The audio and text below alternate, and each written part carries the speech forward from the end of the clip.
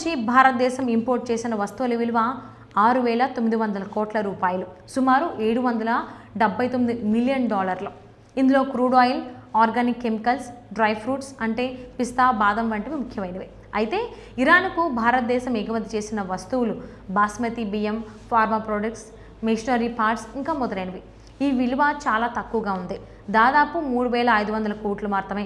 దీనివల్ల లోటు 18.87 లక్షల కోట్లకు చేరుకుంది. అసలు ఈ లోటు ఎందుకు పెరిగింది?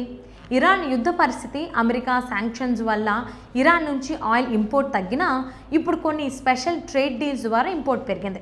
అదనంగా ఇరాన్ నుంచి వచ్చే కెమికల్స్, ఫుడ్ ప్రొడక్ట్స్ ధరలు పెరిగాయి. భారతదేశం ఇరాన్కు ఎగుమతి చేసే వస్తువులు సాధారణంగా తక్కువ వాల్యూ ఉండటం వల్ల ఈ బ్యాలెన్స్ లోపు వచ్చింది. ప్రస్తుతం ఇరాన్లో జరుగుతున్న దాడులు వల్ల ఈ ట్రేడ్ మరింత ప్రభావితం అవుతుంది. స్ట్రెయిట్ ఆఫ్ హార్ముజ్ మూసివేస్తే ఆయిల్ సప్లై డిస్టర్బ్ అవుతుంది. భారతదేశం ఆయిల్ ధరలు పెరిగి ట్రేడ్ డెఫిసిట్ మరింత పెరిగే అవకాశం ఉంది.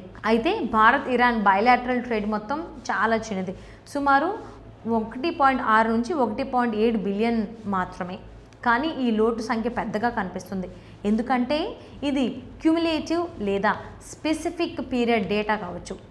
ఈ లోటు భారత ఎకానమీపై ఎలాంటి ఇంపాక్ట్ వేస్తుంది? ఇరాన్ యుద్ధం వల్ల ఆయిల్ ధరలు పెరిగితే ఇన్ఫ్లేషన్, రూపాయి విలువ తగ్గుతుంది. మీరేమనుకుంటున్నారు? భారత్ ఇరాన్తో ట్రేడ్ బ్యాలెన్స్ మెరుగుపరచాలా? కామెంట్స్లో తప్పక చెప్పండి.